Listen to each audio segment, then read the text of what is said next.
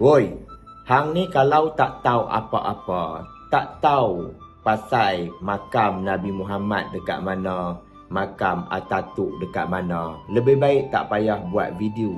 Kalau tak ada ilmu pengetahuan, simpan je lah bodoh tu. Jadi aku nak bagi tahu dekat hang lah, supaya hang faham dan viewer semua faham keadaan sebenar. PMX pi Turki, bukan pi Arab Saudi. Makam Nabi Muhammad dekat Arab Saudi di dalam kawasan Masjid Nabawi di Madinah. Kawasan makam Nabi Muhammad dikenali Raudah. Jadi makam Ataturk dekat Turki. Jauh tu. Beza jarak dia tu berapa ribu kilometer tu, hampa pi check balik. Okey?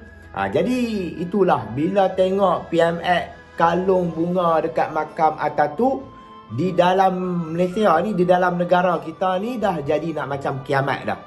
Punya bising, punya kecoh dekat media sosial.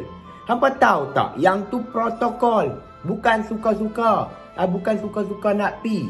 Aku faham hampa ni tengok video PMX kalung bunga, hampa dah mengelupak. Bila tengok PMX tunduk hormat, hampa dah mengelupak.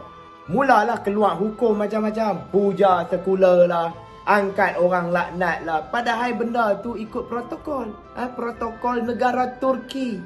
Jadi kalungan bunga kat makam Ataturk tu wajib untuk semua pemimpin luar negara. Kalau kita tengok sebelum ni, presiden-presiden seluruh dunia ni, Perdana Menteri ke, Raja ke, semua kena buat benda ni kalau pi Turki. Bukan sebab puja, bukan sebab taat, tapi sebab adab diplomatik. Kalau tak buat, bermakna dianggap hina negara tu lah. Ni macam hampa pi rumah orang, lepas tu tuan rumah hulur tangan, lepas tu hampa buat tak tahu. Dia kurang adab lah. Oh, masa Tun M buat benda yang sama dulu, hampa buat tak tahu, senyap, tak kata apa pun. Najib pun ada juga buat, hampa tak kata apa pun, tak dengar bunyi pun.